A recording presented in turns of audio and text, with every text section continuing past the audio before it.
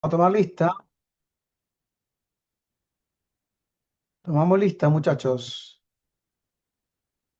A ver. Brigitte Adi de la Cruz Poma. Presente, pastor. Presente. Cristian Villalta. Presente, pastor. Astrid Vega. Presente, pastor. Muy bien. Marta Maldonado, perdón. Marta. No está todavía. Ana Carrión. Se tuvo que salir por algunos ruidos. Dice que no dejan de escuchar. Dana Poma. ¿Ya llegaste a tu casa, Ana? No, no está ni conectada. Daniel Romero.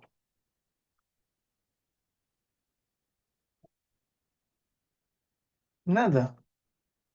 Rosa Medina. Vicente Pastor, Muy bien. Blanca Gui. Presente, pastor. Mi hermanita. Fiorella de la Cruz Poma. Presente, pastor. Muy bien. Schelling. ¿Aló? Schelling. Ya. Kelling. Kelly se había conectado, ¿no? ¿Qué pasa? Kelly. Ahí está. Presente, pastor. Sí, está. Bien. Oh, vaya. Eli Medina. Presente, pastor. Bien. Y Alex Romero.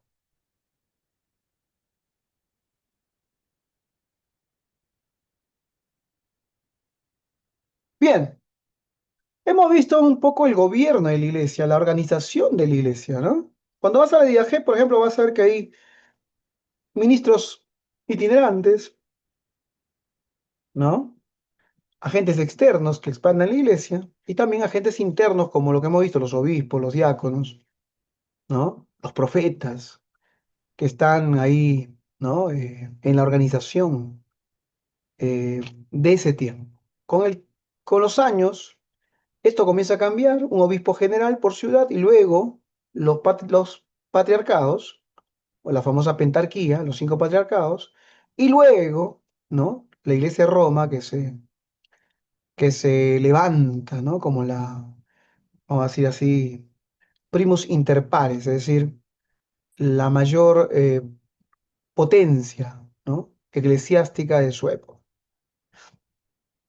Cuando entramos en esta etapa de la historia, tenemos que conocerla, muchachos, porque acá vienen muchos de nuestros conflictos, entre comillas, o nuestras desavenencias con los católicos. Si tú quieres evangelizar a los católicos, tienes que saber también, conocer la historia. Si vas a responder, cuando trabajamos con jóvenes, los jóvenes te hacen preguntas. Por ejemplo, una pregunta que te puede hacer el joven y a ver quién me la responde.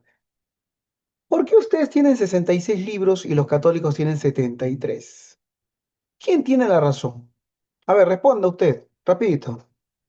Usted que sabe tanto. A ver, rapidito. ¿Por qué nosotros tenemos 66 libros y por qué la Iglesia Católica tiene 73? porque cuentan los deuterocanónicos. Ya, esa es una respuesta. Está bien, pero ¿por qué? Voy a hacer así como el niño terco. ¿Por qué?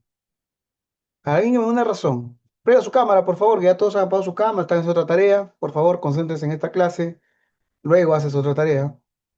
¿Ya? Rapidito, por favor. Todos prendan su cámara, chicos. ¿Por qué nuestra Biblia tiene 66?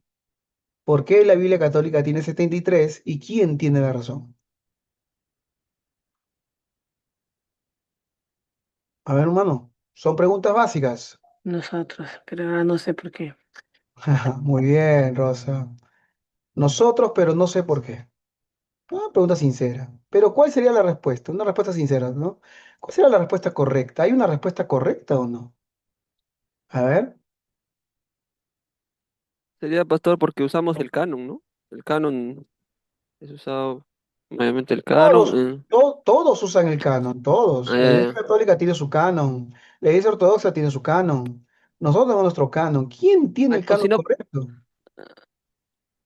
¿Y por bueno, qué? yo le diría también, Yo también podría explicarle con los 39 libros las divisiones, ¿no? Es que unos 5 son leyes, otros 8 son 8 libros No, profetas no y tiene nada la que ver sucesión con son escritos. no tiene nada que ver con la discusión. ¿Cuál sería el Mm, argumento? ¿Por qué nosotros tenemos 66, los católicos tienen 73? ¿Por qué los coptos tienen 81 libros? ¿Quién tiene el canon verdadero? Usted como estudiante de seminario debe saber responder esa pregunta. ¿Se la van a hacer alguna vez? ¿Quién aumentó libros? ¿La Iglesia Católica aumentó libros? ¿La Iglesia Evangélica quitó libros? A ver, aventúrese, hermano, por favor. Participe de esta discusión.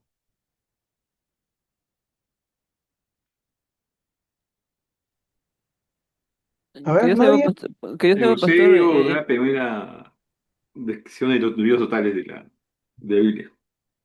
¿Cómo? No entendí bien. De nuevo, vocaliza bien. Eusebio da la primera lista de los libros católicos de la Biblia, que somos ahora. Eusebio. Eusebio Cesarea, según lo que dice es el que da la primera lista. ¿Y esa lista es de 73 o de 66?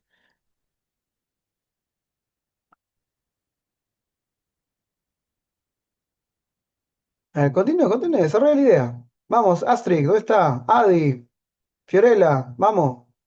Rosa, Marta, también, Blanca. Ya dice, lo que estoy leyendo es que nosotros, si volvimos cuando fue con Lutero, se removieron algunos libros para alinearse al canon judío, palestino del siglo primero.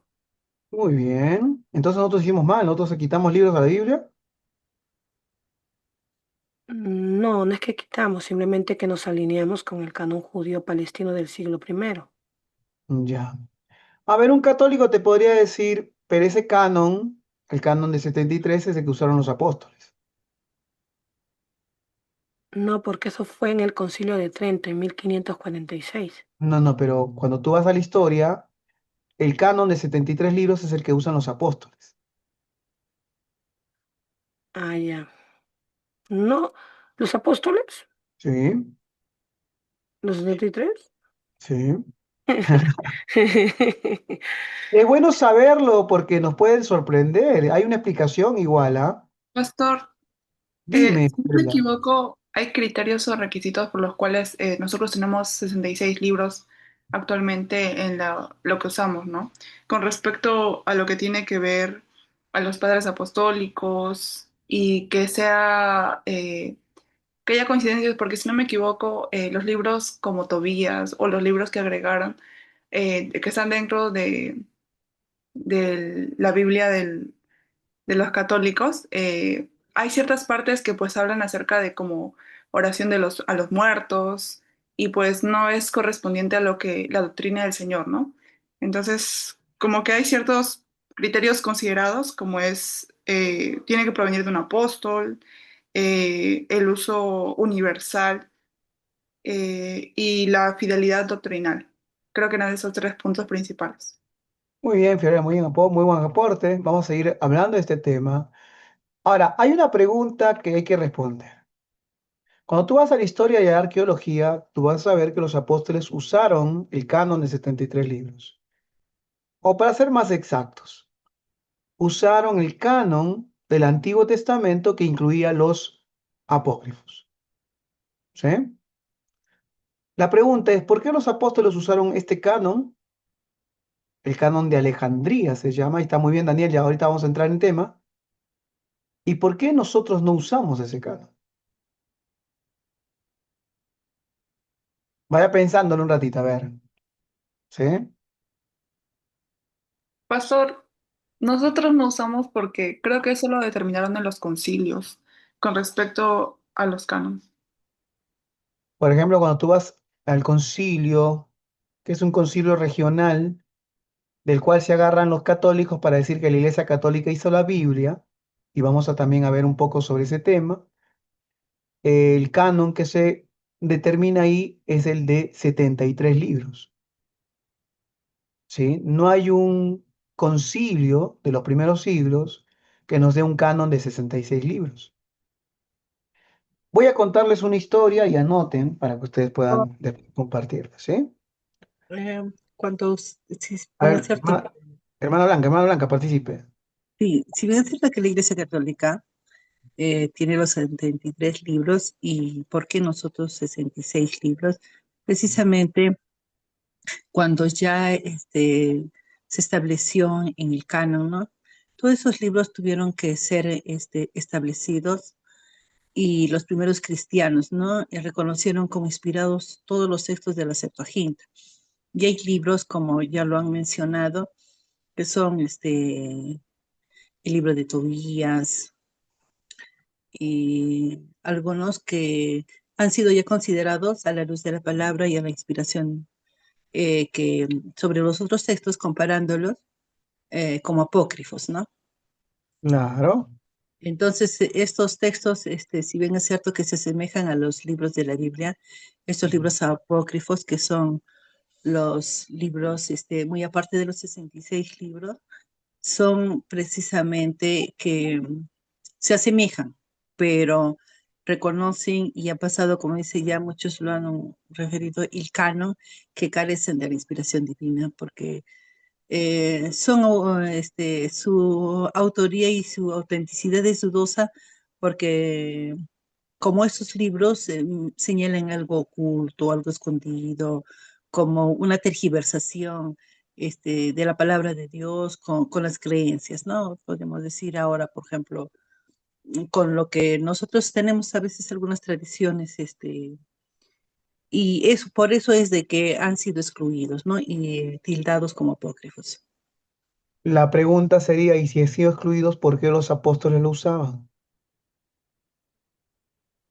Bueno, no había un canon en ese tiempo, algo que se estableció. Sí había. Pero lo que estaba leyendo, ¿por qué lo quitaron? Fue porque esos libros se podían leer, pero no tenían una parte doctrinal, ¿no? Porque, por ejemplo, Macabeos hablaba y da referencia como que se puede orar por los muertos, y los católicos como que se basaban y decían que por el purgatorio, que existía el purgatorio. Entonces, por eso los Lutero y cuando se hace todo lo que los protestantes retiran esos libros que son como apócrifos, que se pueden leer, pero que no ahí están, los podemos obtener de ellos información, no es que no los podemos, en el Dios habla hoy, por ejemplo, hay, ¿no? Pero que no es parte de nuestra doctrina. Ahora, Ya. ¿por qué los Pero apóstoles? Ya eso sí, no sé. eso, vamos a aprender la historia para poder explicarla, ¿sí? Lo primero que tenemos que entender que ya cuando Jesús y los apóstoles comienzan su ministerio, ya había un canon, ¿sí? Había un canon. Existía ya un canon que se llamaba canon alejandrino. Te cuento más o menos la historia. Unos siglos antes de Jesús, ya existía obviamente las escrituras en hebreo y arameo, ya existían, ¿sí? Ya estaban definidas,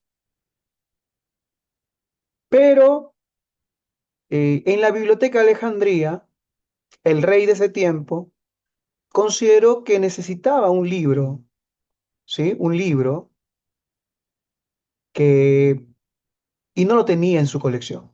¿Y cuál era eso? La Biblia hebrea. A ver, chicos, un ratito, ¿están tocando aquí? Un ratito, dime uno.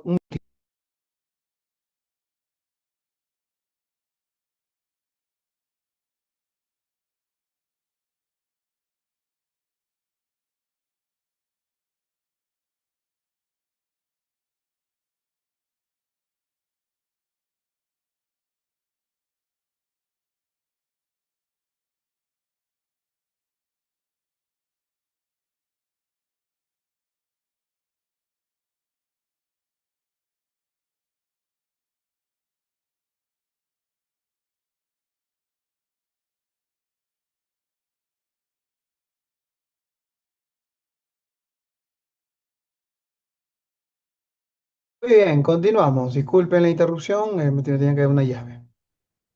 Entonces, como no podía tener los originales, y no, obviamente nadie va a querer que los originales en hebreo y arameo estén en una biblioteca pagana, encargó que tradujeran y fue la primera traducción que hubo, las escrituras hebreas al griego. ¿Cómo se le conoce esa traducción? Ya lo puso Daniel por aquí, Septuaginta. la famosa Septuaginta.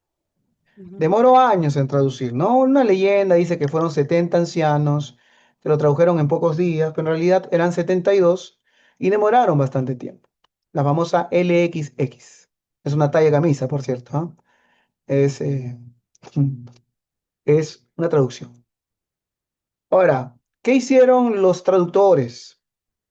Agarraron las escrituras hebreas, las originales, pero como ellos eran judíos de habla griega, dijeron, queremos incluir también dentro del canon, porque ya existía un canon, libros que fueron escritos durante el periodo intertestamentario, es decir, la época después de el último libro del Antiguo Testamento llamado Malaquías.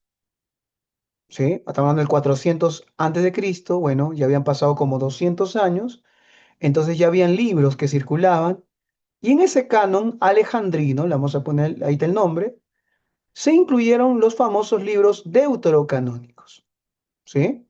Que después nosotros llamaríamos apócrifos. Ahí nace el canon alejandrino. Mejor dicho, ya en este momento existieron dos cánones. Un canon original hebreo-arameo, que es el que utilizaban las comunidades palestinas, las de Israel, y un canon alejandrino que se volvió famoso en las comunidades griegas, judías griegas, que de la diáspora, es decir, dispersados por todo lo que posteriormente sería el Imperio Romano. ¿Sí? Cuando los apóstoles, que obviamente ellos conocían las escrituras hebreas tal como eran originales, se decía hasta Malaquías, comienzan a hacer la obra en las comunidades griegas, tenían que usar un texto griego.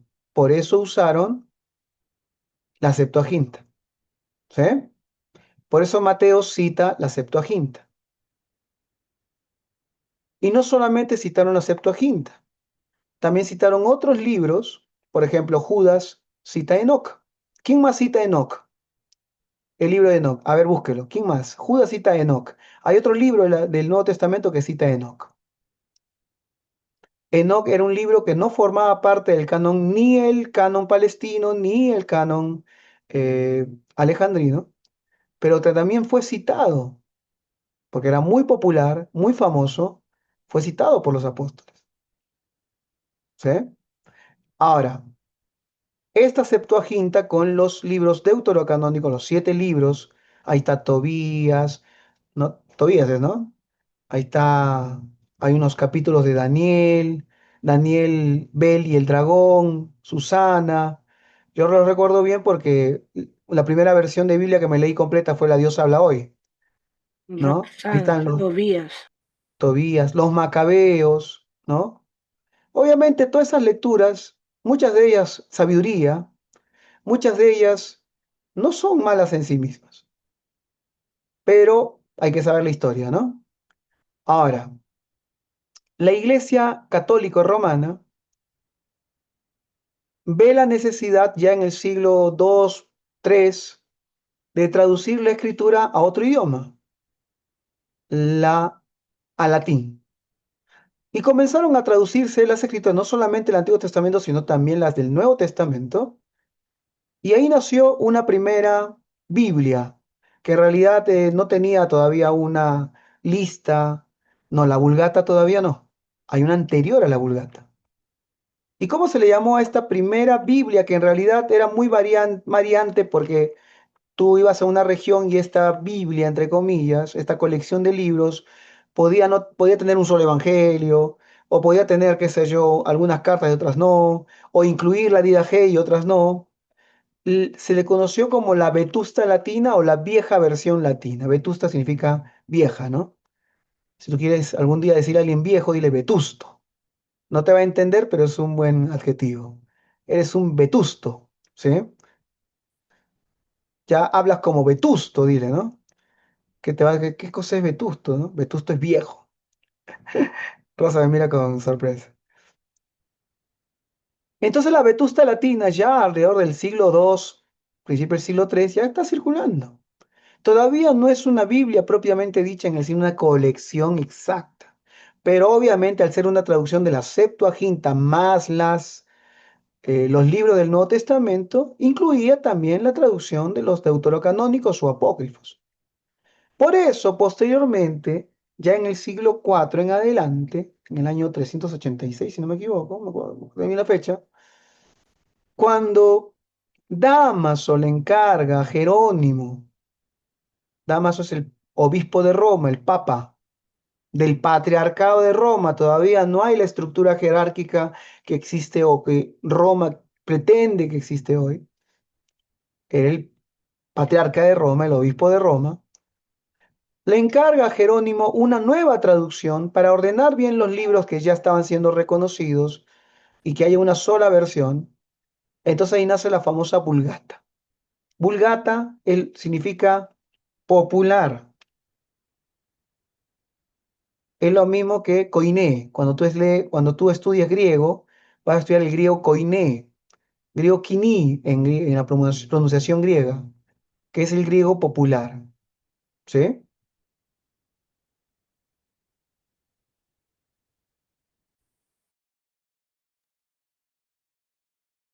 Muy bien. Entonces, en esa traducción de la Vulgata, ya están el canon tal como lo conocemos hoy de 73 libros. Ahora, la Iglesia Católica o Damaso, el obispo de Roma, ¿es el primero que hace un canon? No. Ya nuestro amigo Atanasio, el héroe de Nicea, ya había hecho una lista donde estaban todos los libros, o casi todos los libros, tal como los conocemos hoy con los 73 libros. Hay un detalle histórico. Jerónimo era un estudioso, un intelectual. Y cuando Jerónimo quiere traducir y la Vulgata, Jerónimo le manifiesta a Dámaso y le dice, Papa, todo bien, pero yo no quiero incluir los deuterocanónicos en esta edición, en esta traducción. Y le dice, ¿por qué? Lo que pasa que nosotros sabemos muy bien que los judíos mismos no los reconocen. Esta es una traducción griega.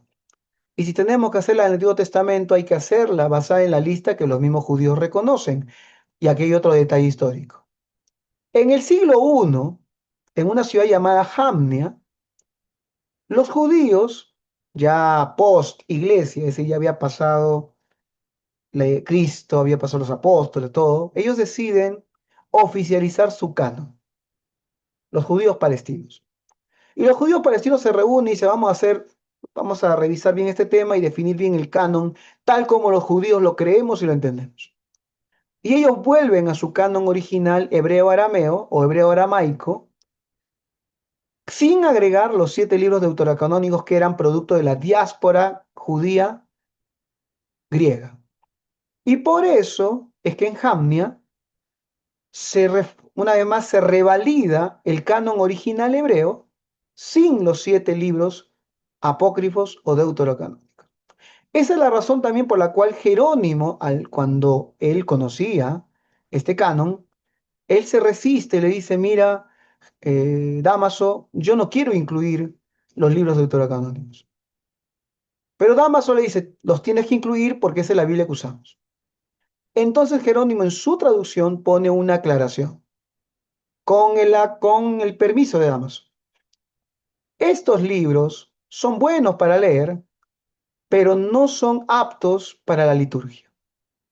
Esa fue la aclaración en la Vulgata latina, la original. ¿Sí? Entonces, en resumen, nosotros, Lutero, le arrancamos libros a la Biblia porque no eran doctrinalmente correctos, no es tan cierto. Lo que hizo Lutero, al igual que Jerónimo, fue volver o elegir un canon, que ya existía, por cierto. El canon palestino. ¿Sí? Con el mismo razonamiento de Jerónimo, es decir, estos libros los mismos judíos no los aceptan, entonces ¿por qué tenemos que aceptarlos nosotros? Vamos a quedarnos con el canon judío, el canon palestino, el canon de Jamnia y la lista tal como la iglesia lo estableció de los libros del Nuevo Testamento. ¿Sí? Y esa es la razón por la cual tenemos 66. Pastor, entonces, ¿por qué los católicos siguieron insistiendo en los 73? Acá también vale la aclaración histórica. Los católicos no estuvieron todo el tiempo de acuerdo con respecto a los apócrifos deuterocanónicos. Es más, en distintos concilios, ya propiamente católicos romanos, en ediciones hechas por intelectuales católicos romanos, en muchas ocasiones, los mismos intelectuales se negaron y discutieron entre ellos si incluían o no. Hay versiones católicas que los incluyen, versiones católicas que no. Versiones católicas que los incluyen con la aclaración de Jerónimo de que no sean incluidos en la liturgia, hay muchísimas. Es más, una muy conocida, que fue en español, la primera en español, la Nácar Colunga, tiene esa nota aclaratoria, e incluso hay versiones de la Nácar Colunga que no tiene los deuterocanónicos. Por cierto, ¿sabía usted que la primera versión de Casiodoro de Reina incluía los libros deuterocanónicos? Y las primeras traducciones protestantes tenían los 7 libros deuterocanónicos. Entonces no es tan cierto que los evangélicos siempre usamos 66 libros, o los protestantes. Pero todos venían con la aclaración de Jerónimo. Se hizo histórica, se hizo, ¿cómo se dice? No? Se hizo facto, que estos libros no eran Canon. canon. Es decir, eran libros piadosos, libros que podías leer, pero que no eran considerados en la liturgia y no eran canon. ¿Sí? Posteriormente, cuando nace la Sociedad Bíblicas Unidas, algunos acusan de un tema político, un tema económico, pero la realidad es que las iglesias evangélicas ya en general, todas, deciden quedarse con el canon de 66 libros. Que valgan verdades es el canon más científico. Y aquí de repente podemos quedarnos con ese término. Científica, arqueológica e históricamente hablando, el canon de 66 libros es el más exacto, el más histórico, históricamente aceptado. La Iglesia Católica no es que siempre defendió los 73 libros. La Iglesia Católica, ¿cuándo es que los pone como dogma? En Trento, cuando tiene que hacer un punto y aparte con el protestantismo y con Lutero, y como Lutero había tomado la posición de 66 libros, la Iglesia Católica, por darle la contra a Lutero, ahí es que establecen los deuterocanónicos como libros canónicos. Por eso se llama, pasaron de ser apócrifos a ser deuterocanónicos, un segundo canon. Espero que usted haya notado, ¿no? Para que cuando le pregunten no diga, sí, yo son 66, pero no sé por qué. ¿Sí? Espero que usted haya notado, que lo tenga clarito, sepa por qué tenemos 66 libros. Y luego puede venir otra pregunta, ¿por qué los coptos tienen 81? Que hace ¿Por otro canon. cuántos libros tiene la Iglesia Ortodoxa? A ver, averigüe, a ver, busque. La Iglesia Ortodoxa griega, su canon, ¿cuántos libros son?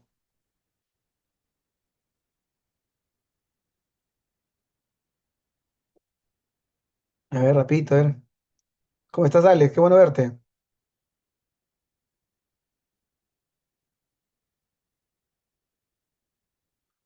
¿Cuándo comienza el ciclo intensivo? 27 de julio. 27 para fiestas patrias. Van a pasar su fiesta patria allá en Manchay.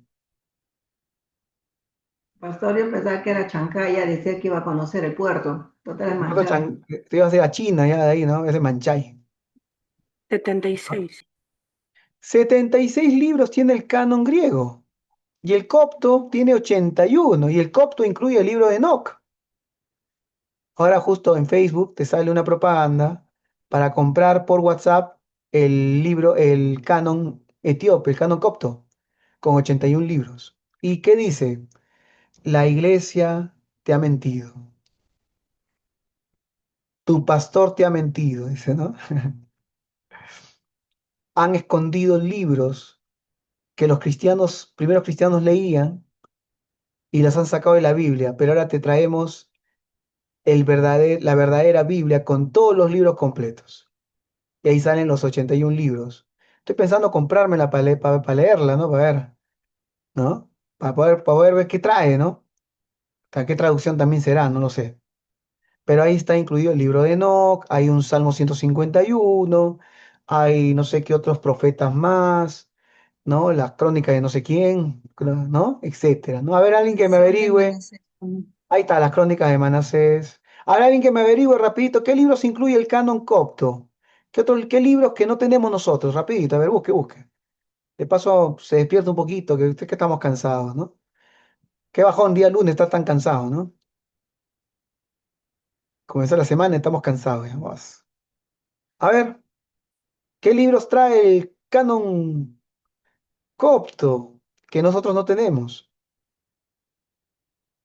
Pónganlo en el chat, si no.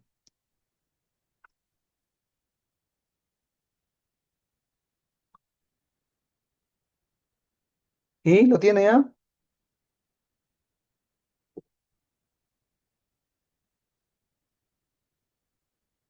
A ver, rapidito.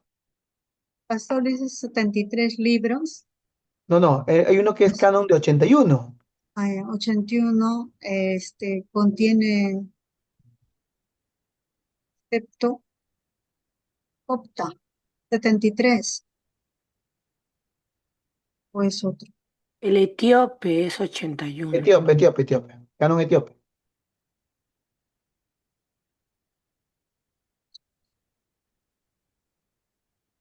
A ver, rapidito. ¿Cuáles son el canon etíope? Sí, canon etíope. Ahí está. Tobías, Judith, esas son partes, ¿no? Primero y segundo de Macabeos. Hay tercera de Macabeos, ¿ah? Me interesaría leer tercera de Macabeos. Yo me leí primera y segunda de Macabeos. Sabiduría está, Eclesiástico está en el canon de 73. Baruch también está en el canon 73. Las adiciones a Esther no están. Las adiciones a Daniel, Susana, eso también está. Ya me cambié, me incluyeron algo más, ¿no? El Salmo 151, ese no está en la Vulgata, por ejemplo. El otro era el copto, pero no era el etíope. Ya, el día te lo has puesto, ¿no? Libro de Enoch, Sí, libro de ese. libro de los jubileos. Por ejemplo, ¿usted sabía que esta versión que es la resurrección de Mel Gibson está basada en el libro de Enoch? Por si acaso le voy avisando, ¿ah? Está basada en el libro de Enoch. El libro de los jubileos, primera, segunda y tercera de Macabeos, pues ese me cabían, ¿no? Me cabían. La cuarta de Baruch, yo no sabía que Baruch tenía tantas. También llamada los paralipómenos, ese nombre me acuerdo cuando lo leí me daba risa. Paralipómenos, ¿no? De Jeremías. Después, algunos capítulos de Esdras, Nehemías se divide en forma diferente. Muy bien. Libro del Pacto, Clemente Etíope, la Didascalia. En el canon copto está la Didaché. Ajá. Interesante, ¿no? La Didaché. El Nuevo Testamento tiene 35 libros, los 27 habituales, más los sínodos, órdenes, Sion, mandamientos, Clemente Etíope, la Didaché, libro de la Alianza, Alianza Cristiana y Misionera, ¿será? Y otros. ¿Sí? Muy bien, muchachos. Entonces ahora usted responde a la pregunta, antes de poner un videíto como para despertarnos un poquito. ¿Por qué tenemos 66 libros? Ya puede responder esa pregunta, ¿verdad? Claro, es todo un curso de historia prácticamente, ¿no? Pero ¿por qué? ¿Somos nosotros los que hemos quitado los libros? Los católicos aumentaron libros, agregaron libros, ninguna de las dos expresiones son correctas. Ni nosotros quitamos ni los católicos agregaron. Simplemente agarramos cánones diferentes. ¿Sí? Nuestra base canónica es distinta. Ahora vamos a poner un videito respondiendo una segunda pregunta. ¿La Iglesia Católica inventó el Nuevo Testamento? Cuando tú vas y ves los apologetas católicos, ellos te van a refregar en la cara, ¿no? Por si acaso tú que eres sola escritura, tú que tanto lees la Biblia, ¿acaso no sabes que nosotros inventamos la Biblia? Que la Biblia que tú tienes es porque la hicimos nosotros. A ver, vamos a ver un videito y luego lo conversamos.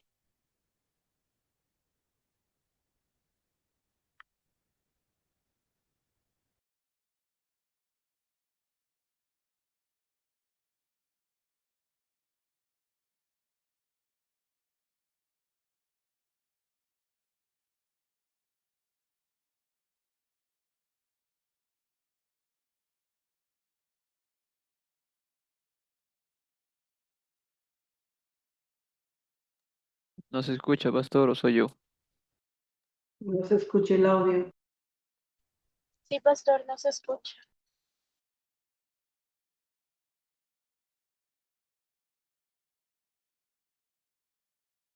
Ah, un ratito, un Y ratito. este es un aporte de honra para la Iglesia Católica Romana.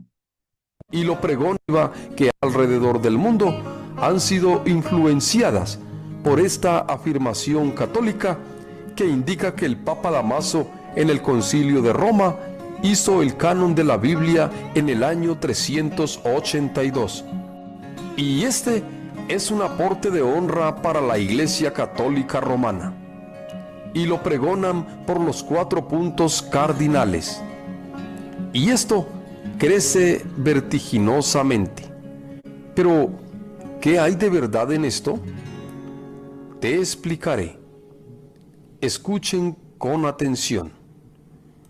La versión expuesta por la Iglesia Católica es esta. En el año 382, el Papa San Damaso le pidió a San Jerónimo una traducción de los textos de la Sagrada Escritura en el idioma latín. Y así lo hizo. Fue lo que vino a conocerse como la Biblia Búlgata. Esta versión fue entonces la primera Biblia, pues contenía los textos del Antiguo Testamento como del Nuevo Testamento, que sería la Biblia base, de la cual se tomarían todas las futuras traducciones. Y después de que esta versión de la Biblia fuera revisada, se procede a su aprobación. Y esta se da a través de 2 elementos: el nihil obstat y el imprimatur. Y esto la hace una autoridad competente. Y así, con el tiempo, se promociona y se traduce a todos los idiomas, creando millones de Biblias en los diferentes países del mundo y multiplicándose vertiginosamente. Ahora, veamos esto con el enfoque de la verdad. Esto que se ha expuesto solo ha sido una leyenda que millones y millones de personas lo han creído. Y la pregunta que surge: ¿existe evidencia histórica que el Papa Damaso elaboró una lista de libros de la Biblia en el Concilio de Roma del año 382? Mucha atención. Antes de esa Vulgata latina ya existían el Antiguo y el Nuevo Testamento. O sea, ya existía una Vetus latina. Lo que realmente hizo Jerónimo, por orden de Damaso, fue revisar y corregir los errores lingüísticos de estas traducciones, tanto del Antiguo como del Nuevo Testamento. Y esto lo hizo de lo que ya estaba en la palestra. Pues el asirio apologista y asceta cristiano primitivo, Diatesaron Tasiano, en el año 175, o sea, 207 años antes que Damaso, hizo su trabajo de la versión que ya existía de Vetus latina. Analicemos entonces el tema más profundamente que hoy nos aborda. Primero, no existen fuentes directas u originales del Concilio de Roma del año 382 después de Cristo, en que se presenta de forma oficial que el Papa Damaso hizo el canon de la Biblia. No existe una genuina evidencia, pues tanto los escritos del Nuevo Testamento como los escritos de los padres de la Iglesia prenicena, ambos fueron escritos guardados y protegidos en una época de persecución. Y al hablar de estos documentos tan importantes que Damaso hizo este canon, tendría que haber un protocolo representativo y autorizado de una fuente oficial y solemne. Y esto no existe. Por ello, te lo compruebo de la siguiente manera. Jerónimo de Estridón, que era el secretario del Papa Damaso, en ese entonces no dejó ni un solo registro, ni hay ni tan siquiera una copia del original de este importante hecho documental, que marcaría que el Papa Damaso hizo el canon de la Biblia. De todo esto no hay ninguna evidencia. Segundo, ningún padre de la iglesia o cristiano de la época hace mención de este hecho, que Damaso elaboró esta lista de los libros canónicos de la Biblia. El hecho que no haya algún comprobante que se conserve es un motivo críptico y dudoso, que algo se trató de cubrir o esconder.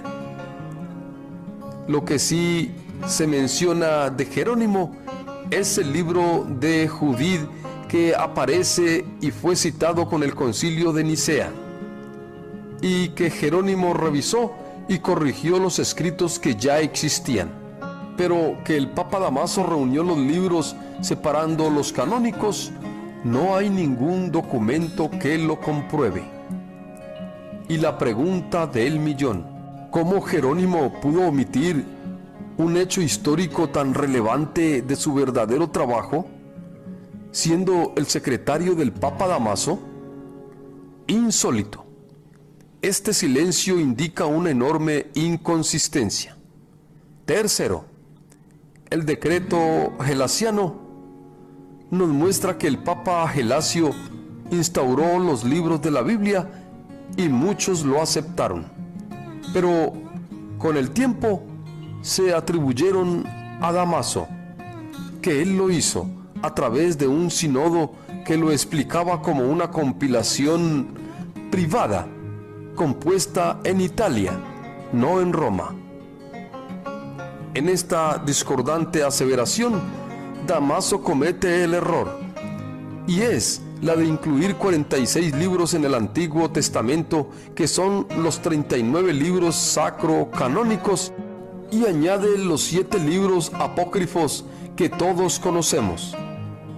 Estos 7 libros son el libro de Tobías, el libro de Judith, el libro de Sabiduría, el libro del Eclesiástico, el libro de Baruch, el libro de los Macabeos, el libro segundo de los Macabeos.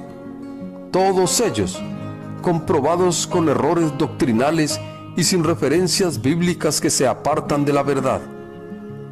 Entonces veamos la realidad. Lo que hizo Damaso por medio de su secretario fue una traducción y revisión de lo que ya existía, cotejando con el texto hebreo y con la Vetus latina, el Antiguo y el Nuevo Testamento que estaban presentes. Y lo que hizo Jerónimo realmente fue traducir lo que ya existía y que fue aceptado por el Concilio de Trento oficialmente. Y esto es lo que no se quiere declarar, para no restar el mérito de esta obra disque de ellos y así mantener su fama aparente. ¿Te fijas? Mas todas las cosas deben ocupar el lugar que le corresponde y no pretender vivir con engaños. Amén. Espero entonces. Muy bien, muy bien. Hay un video de un hermanito Jesús subió en YouTube. A ver qué me han puesto acá. ¿Sí se escucha? ¿Se escuchó o no? ¿O no se escuchó nada? Ah, ya, estaba preocupado. Escucho. Ahora, el video tiene algunas cosas correctas y otras cosas donde se contradice. Por eso es bueno saber historia para saber si lo que cuentas en YouTube están ajustado a la verdad o no. Porque él dice, ¿no? No hay un acta, y eso es correcto, no hay un documento, que una evidencia literaria donde Damaso le da la lista de libros a Jerónimo. Eso es verdad. Es más, esta lista ya existía. Si alguien hizo una lista, fue Atanasio. Otra cosita, por ejemplo, que es, podemos complementar a lo que el video ha mostrado, es que Damaso con Jerónimo trabajaron juntos, pues Jerónimo era el secretario de Damaso, pero lo hicieron todo en un concilio regional, que más o menos como que la región norte, ¿no? Diga, el presidente, el moderador de la región norte, con el secretario de la región norte, le encarga una traducción, ¿no? Y todo se conversa y se discute en la región norte. Pero las demás regiones tienen que revisarse o no. Y eso justamente es lo que pasó. L- en el concilio, donde Dámaso y Jerónimo presentan esto después fue revisado en los demás concilios regionales, donde en muchos fue aceptado y en otros entró en revisión, pero con el tiempo se fue aceptado. ¿Sí? Otra cosita, por ejemplo, es que ahí hay una contradicción en el video porque dice, ¿no? Que por un lado dice que Damaso no dio ninguna lista y después habla que Damaso le dio la lista. Entonces un poquito el hermano ahí se descuidó y se contradijo algo, ¿no? Eh, y como ya hemos dicho, ¿no? Jerónimo traduce al latín de un canon preexistente. Ese canon ya existía, ¿sí? El canon alejandrino ya existía. La Vetus Latina era más que nada una traducción al latín, una primera traducción al latín, donde incluía varios libros del Nuevo Testamento, y el canon palestino también ya existía, ¿sí?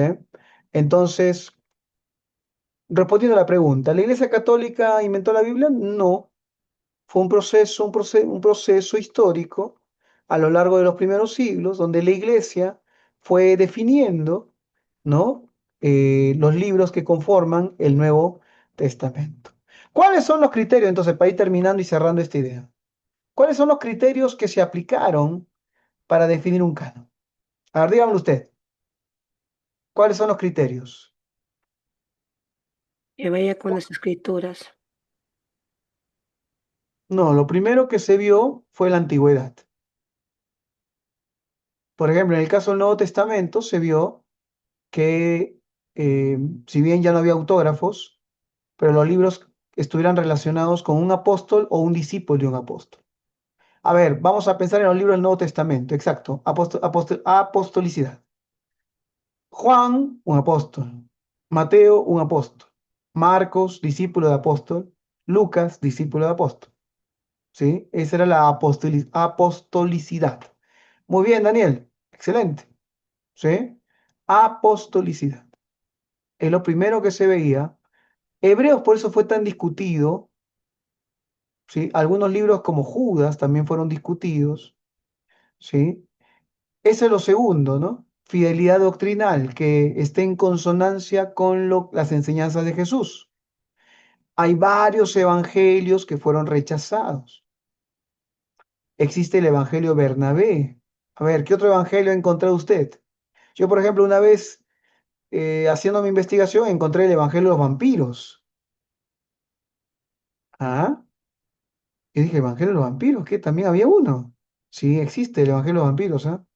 No lo busquen, no haga su devocional con el Evangelio de los vampiros, ¿sí? Es un libro, por cierto, muy moderno, ¿no? Creo que del siglo XIX, algo así. No tiene nada que ver. Eh, que las iglesias, como dice Daniel, que lo hayan reconocido y enseñado en las iglesias. Y había un aspecto también, que pertenezcan al siglo primero. Chupa sangre, dice. El Evangelio de los vampiros. El Evangelio de los vampiros no es otra cosa que el Evangelio que es como conocemos, pero al revés, ¿no? En el principio era la oscuridad. Y los seres, y me acuerdo el nombre de los seres, habitaban esa oscuridad. Y en eso brilló la luz. Y esa luz odiaba a los seres de la oscuridad y los seres de la oscuridad combatían contra la luz. ¿Qué le parece? Interesante, ¿sí o no? Algo así me acuerdo, hace muchos años lo leí. Bueno, entonces resumimos. Apostolicidad, fidelidad doctrinal, que se hayan enseñado en la mayoría de las iglesias, que sean reconocidos y que tengan la antigüedad, ¿no? Por ejemplo, a varios evangelios que clarito tú los lees y son gnósticos, o sea, siglo II.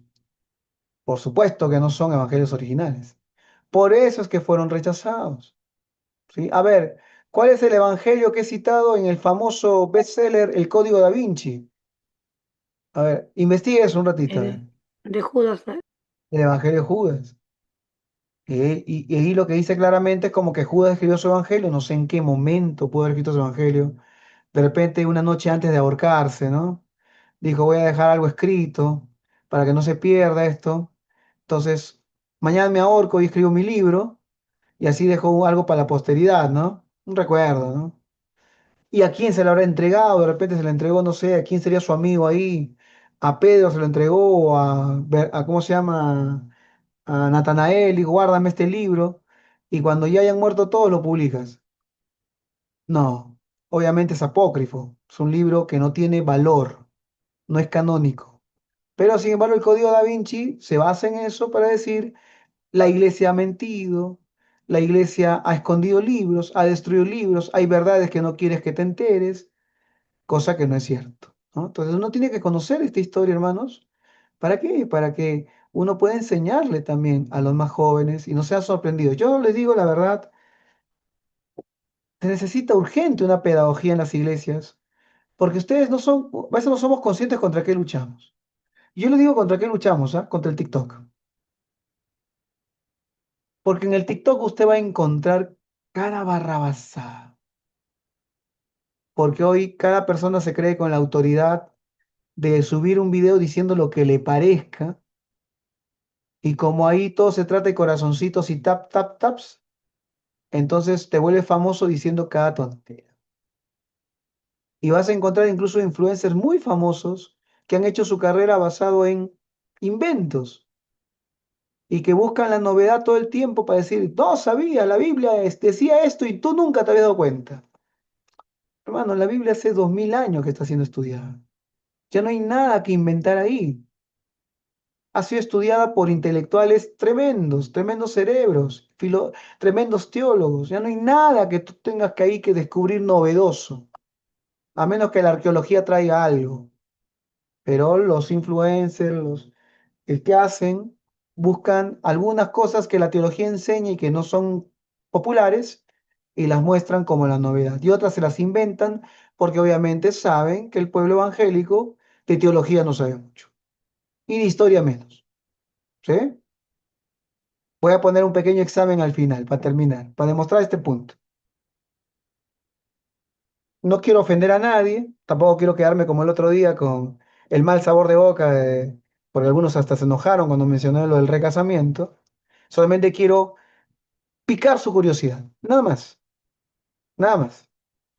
En muchas iglesias reformadas hay posturas antidavideñas, ¿sí? Cuando era niño, yo conocí iglesias que era antinavidad total. Luego, cuando llegué de Argentina, encontré que la postura antinavidad se había vuelto muy popular en círculos pentecostales. Y cuando acá en Huánuco, sobre todo, muchos hermanos, incluyendo de mi propia iglesia y hermanos de otras iglesias, eran profundamente antinavidad. ¿Sí? Grande fue su sorpresa cuando yo les contaba que la postura antinavidad nació en la iglesia reformada. ¿Alguien sabe quién fue el pastor, el primero que escribió un libro contra la Navidad en la iglesia reformada? ¿Sabía usted su historia o no?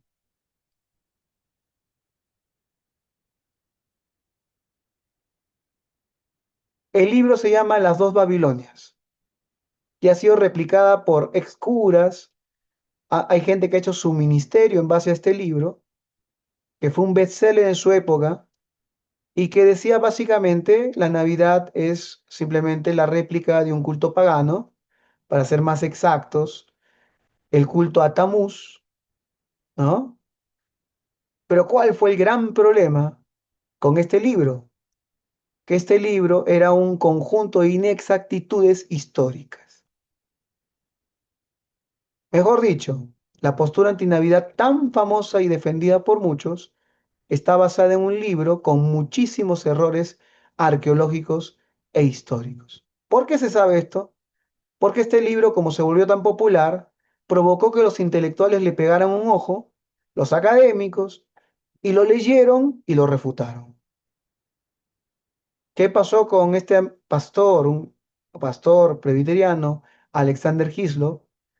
Él era profundamente anticatólico y como quería limpiar a la iglesia reformada del catolicismo, entonces escribió un libro y se inventó la historia. Le voy a dar un simple ejemplo para que ustedes después investiguen. Alexander Hislop es el primero que dice que la Navidad o la historia de Navidad tal como la practicamos hoy representa a Tamuz, que por cierto, la fecha de Navidad es en base al nacimiento de Tamuz. Y Tamuz tenía por madre a Semíramis y por padre a Nimrod. Y si usted escucha esto y usted no conoce historia, usted dice, oh, qué tremendo, es verdad. La diosa Pero, del cielo. ¿cuál es el problema con esta afirmación? Lo primero es que Tamuz es un ser mitológico, no es un ser histórico. Y no tiene nacimiento, ni fecha, ni mes, ni nada. En la mitología misma egipcia, no, Tamuz es babilónico, perdón, no tiene nacimiento. ¿Sí? Después se dice que es el nacimiento de Mitra. Mitra nació en julio, no en diciembre. Y así por el estilo podemos seguir con todos los dioses que quieras incluir. Lo otro es que Semíramis sí fue un personaje histórico. Y Nimrod también se supone que fue un personaje histórico. Pero entre Semíramis y Nimrod hay milenios de distancia. Que más o menos como que tú digas, ¿no? Que Pachacamac, la historia de Navidad es el nacimiento de Pachacamac, que fue hijo de Manco Cápac y Micaela Bastidas. Si usted sabe historia del Perú, sabe que acaba de decir una barrabasada. Y eso de ahí se volvió popular hasta el día de hoy. Todavía hay videos de YouTube, enlaces de TikTok, ¿no? Cursos, ¿no? Ministerios que se han vuelto famosísimos replicando lo que nuestro amigo Alexander Hislop escribió. Se volvió famoso, vendió mucho, ganó dinero, pero un libro repleto de inexactitudes históricas con respecto a la Navidad. ¿Por qué le cuento esta historia? Primero, para saber que nosotros los presbiterianos no siempre hemos dicho las cosas como son o no siempre hemos acertado. Segundo, para que siempre valoremos la importancia de estudiar historia, porque si no, no podemos comer cualquier cuento. Y tercero, porque eso también nos va a llevar a hacer pedagogía, sobre todo en una generación que no lee. Ustedes leen, tal vez no mucho, pero leen. Pero sin embargo, los chicos que vienen detrás, muchos de ellos no leen. Y los hermanos tampoco leen. Por eso es que podemos responder, disculpa, no que te esté tomando ejemplo, pero es una respuesta muy común, ¿ah? Yo creo esto, pero no sé por qué. Y un seminarista debe saber por qué. Un cristiano debe saber por qué. Y si no sabes el porqué de algo, comienza a investigar. Ahora tú sabes que en la Didaje has visto una iglesia, una primera iglesia, que se parece algo a nosotros, pero también tiene varias cositas distintas, ¿cierto? Tiene un gobierno parecido al nuestro, pero distinto. Antes de bautizarse ayunan 2, 3 días. Se purifican con distintas inmersiones, ¿no? Tienen Pregunta días si específicos de ayuno. día de específico ayuno. Por ejemplo, como contó Rosa, venía un ministro a visitar la iglesia, un hermano, y solamente podía estar 2, 3 días. Al tercer día tenía que irse, porque si no tenía que buscarse un trabajo, hacer algo. ¿Sí? Achamba, o sea, nada que pastor te visito en Huánuco, te caigo en Huánuco, estoy 2 meses allá, ¿no? No, ya, tercer día anda, vende huevos aunque sea en el mercado, ¿no? Mira cómo era. Y esa era una señal para saber si era un falso profeta o no. Si este profeta venía y se quedaba más tiempo, era un falso profeta. Si quería aprovecharse de la grey. Si este profeta venía, ¿cuánto serviría eso en estos tiempos, no, Alex? Si este profeta venía y quería dinero, chao, para afuera, falso profeta. Y hoy tenemos predicadores que no quieren venir a predicar si no le das hotel 5 estrellas, ¿no? Tienen que comer en la Rosa Náutica, ¿sí o no? Y Ministerio de Alabanza que quieren venir, concierto. ¿Cuánto cobra? 150.000 soles, ni el grupo 5 cobra así. De verdad yo lo sé, hermano, yo lo sé, lo conozco. ¿Ah? Acá, Alex, ¿dónde está Alex? ¿Estás en Tingo o no? En Pucallpa. Bueno, justo, no voy a mencionar el nombre, el ministerio, un ministerio famosísimo, vino Tingo a una iglesia. A Tingo, ¿ah? Los que conocen Huánuco saben que Tingo está acá a 2 horas. No voy a decir nombre, no voy a decir nombre. Y un muchacho de mi iglesia que conocía a los organizadores, pastor, me voy a contactar para traerlo a Huánuco. Averigua, le digo, ¿no? Y vino, pastor, va a ser bien difícil otra. ¿Por qué? Para venir, estaban en Tingo, a 2 horas, ¿ah? No hay avión de Huánuco a Tingo, de Tingo a Huánuco no hay avión, para que vengan. Estaban completos en Tingo para que venga a Huánuco a 2 horas. Pastor, ¿sabe cuánto me quieren cobrar para venir a Huánuco? 150.000 soles. Ya, caballero, pues qué va a hacer, ¿no? Ya pondremos nuestra pista nomás, ¿no? De YouTube. ¿Era el grupo que dice? Sí, cristiano, cristiano. Conocidísimo, famosísimo, se gira por todos lados. A lo que voy, hermanos. En la Dida G tú vas a encontrar, por ejemplo, que si tú ves a un ministro que está buscando dinero, ¿qué debes hacer? Va afuera. Ahora cuando visites tu iglesia ya no me vas a dar ni agua, me vas a dar. Bueno, no importa. ¿Sí? Vemos varias cositas en la DG. No, dice que tratemos bien a los que vienen trayendo palabra. Ahí está, muy bien. Hay que Sí, llevar palabras para que no, no, no, eso sí dice, solamente dice nada más que no se queden, sino que busquen un trabajo. Y Pablo mismo Pablo ayudó. decir que el que no trabaja, que no coma. Así punto. Exacto, en la Biblia lo dice así. Exacto, exacto. ¿No? ¿Sí? Qué importante rescatar estas cositas, ¿no? Una pregunta que de repente en la Didajet también sale. A ver si usted la ha leído. ¿El bautismo infantil, el paido bautismo, sale en la Didajet o no? No lo nombra. A ver, busque bien, revíselo bien. El paido bautismo tiene. Aitadana dice que sí. A ver, Dana, ponlo, aunque sea en el chat, ponlo ahí la cita. Usted la ha leído. Pero no lo ha leído y se la ha pasado justo, ¿no? Porque una de las discusiones que hay con las demás denominaciones es la práctica del bautismo infantil es católica, para empezar, ellos dicen así, y no tiene sustento ni histórico ni bíblico. La Iglesia reformada por historia practica el bautismo. La Iglesia reformada por historia practica el bautismo por aspersión y por ablución. ¿Sabe usted la diferencia entre aspersión y ablución? Aspersión son gotitas, ¿no? Y la ablución es con la jarra 3 veces, en el nombre del Padre, del Hijo y del Espíritu Santo. Yo recuerdo, fuimos a bautizar en el río, porque también hay que ser honestos, a veces la iglesia reformada piensa que el único bautismo que existe es por aspersión y por ablución. También existe el bautismo por inmersión. Es irse al otro extremo. Es como decir, ya, porque quiero ser presbiteriano, entonces jamás bautizo por inmersión. Tampoco es lo correcto. Es un extremo, el otro extremo en la moneda. Fuimos al río y practicamos en el río los 3 bautismos. Hubo gente que se bautizó por inmersión, hubo una hermana que por salud se hizo por ablución, se sentó en el río y guarrita. Y hubo un bebé que obviamente no lo íbamos a meter al río helado, la mamá sosteniéndole y por aspersión. Fue bonito, las 3 formas, porque las 3 son bíblicas. Sí, si usted no lo sabía, las 3 son bíblicas. A ver, quiero hacer una encuesta sin vender a nadie. ¿En alguna de sus iglesias no practican el bautismo? O mejor dicho, pensé positivamente. Levanten la mano los que practican el bautismo en sus iglesias.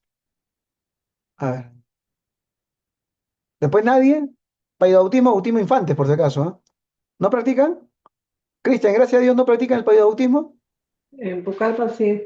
En Pucallpa sí. Bueno, eso depende, porque bueno, depende, en este caso, como es infante, preguntar al papá, a a No, un mayor obviamente, para ver si obviamente, lo acepta. obviamente hay un protocolo de todo, no, no estamos hablando de eso, pero ¿practican o no practican? Punto. Sí, Ese sí sonó sí, sí lo como que, hacen. sí, pues, no, no sé, la verdad que no sé, pero pues sí, pues. La iglesia presbiteriana, la IP Cristopea practica el payo bautismo, El paido bautismo. Y practicamos el bautismo en sus tres formas también, ¿sí? según Y las circunstancias. exacto.